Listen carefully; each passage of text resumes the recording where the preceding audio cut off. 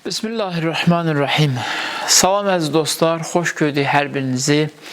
Allah tutduğunuz orucları qəbul etsin, etdiyiniz ehsanları, yaxşılıqları, verdiyiniz iftar süfrələrini hər birinizdən qəbul eləsin. Nə xoş halımıza ki, Allah bu ildə mübarək Ramazan ayının orucunu tutmağı, bu ayda iftarlarda iştirak etməyi, bu ayın ən gözəl gecələri olan Qədr gecələrində iştirak etməyi, Allahdan dualar etməyi Allah bizə qismət etdi. Hər birinizi bu bayram münasibətilə təbrik edirəm. Allahdan istəyirəm ki, Allah gələn ildə inşallah hər birimizə birgə olaraq bu mübarək Ramazan ayının orucunu tutmağı nəsib etsin, Qədr gecələrində iştirak etməyi nəsib eləsin və bizi orucu qəbul olunmuş bəndələrindən qərar versin. Artıq mübarək Ramazan ayı ilə vidalaşdıq. Mübarək Ramazan ayı ilə görüşmək olduqca xüsusi təravət bəxş edirdi, insan ruhunu şad edirdi. Amma bu ayla ayrılmaq sözün əsl mənasında insanı kədərləndirir.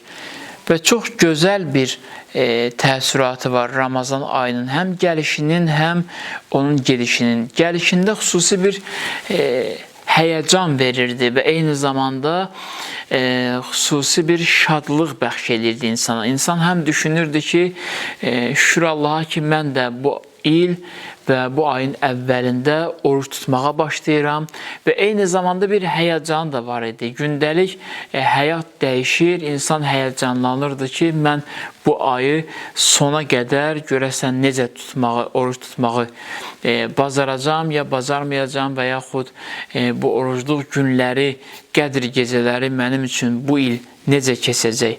Və eyni zamanda bu hal mübarək Ramazan ayının sonunda da müşahidə olunmaqdadır. Həm həyəcanlıyıq və həm qəmli, qüssəliyik, həm də sevincli bir halımız var. Deyirlər, insan üçün ən mühüm hal o haldır ki, onun eyni zamanda həm sevinməyi bacarsın, həm də kədərlənməyi bacarsın. Həm qəmi olsun, həm də onun sevinci. Bunları eyni zamanda bir araya gətirməyi bacarsın. Mübarək Ramazan ayının vasitəsilə biz bu halı yaşaya bilirik. Həm kədərliyik, İmsak vaxtları oyanırdıq. Ona görə İmam Səccad əleyhissalam buyurur ki, salamat qal ey imsak vaxtları. İmsak vaxtlarını yola salır. İftar vaxtları birgə olurduq və eyni zamanda bir sürə kənarına əyləşməyi bacarırdıq. Mehribanlıq idi, çox gözəl idi. Olduqca çox şirin anlar yaşadıq bu ayda. Həm də təşəkkür edirik Ramazan ayına ki, təşəkkür edirik sənə ey Allahın gözəl ayı ki, sən bizə heç vaxt yaşamadığımız o gözəl halı yaşatdın, heç vaxt yaşamadığımız o şirinliyi bizə yaşatdın bu ildə. Qədr gecələrində bizim qəlblərimiz olduqca aram oldu. Qədr gecələrində biz özümüzü bəşəriyyətin ən xoşbəxtlərindən hesab edə bildik.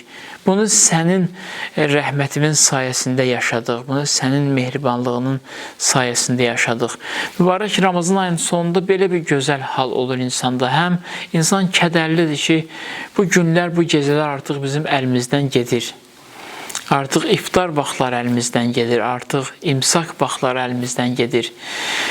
Susuzluğun və azlığın insan vücudunda yaratdığı o yorğun hal, gözəl yorğunluq insan əlindən gedir. Eyni zamanda həm də insan şaddır, bayram eləyir bugün müsəlmanlar.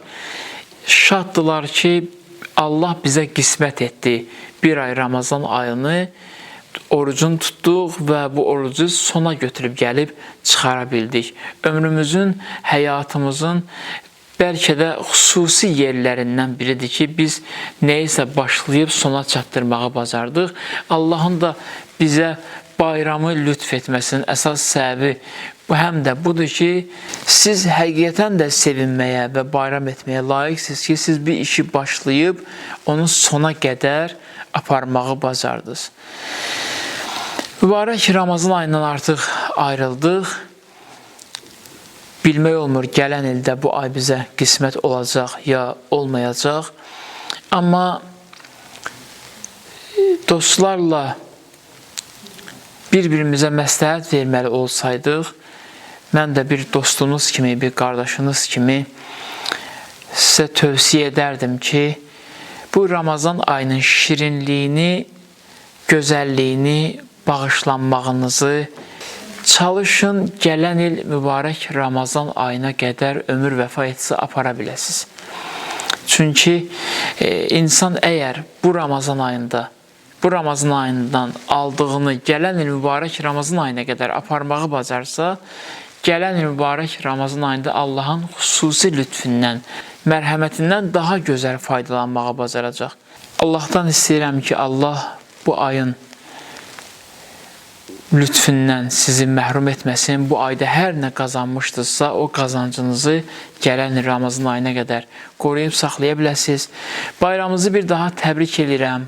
Bu bayramda Allahdan bayramlıq almağı bacarasınız. Allah öz dostlarına, ilahi övliyalara bu ayda nəyi lütf etmişdirsə, bu bayram günündə Allah sizdən həmin o dəyəri əsirgəməsin, həmin lütfini sizdən əsirgəməsin, sizi öz dostlarından qərar versin. Mübarək Ramazan ayında Allah dostları ilə nə qədər münasibət qura bildiksə, Allah bizə lütf eləsin, o dostları ilə qurduğumuz münasibət heç vaxt o münasibəti qıranlardan olmayaq, o münasibəti bacardığımız qədər qoruyub saxlayanlardan olaq. Allahdan istəyirəm, Allah bu bayram günündə bütün dünya müsəlmanlarına bayramlıq nəsib eləsin, Allah dünya müsəlmanlarını bir qərar versin, Allah müsəlmanların düşmənlərini, həmişə düşmənlərinin şərrini müsəlmanlardan uzaq etsin.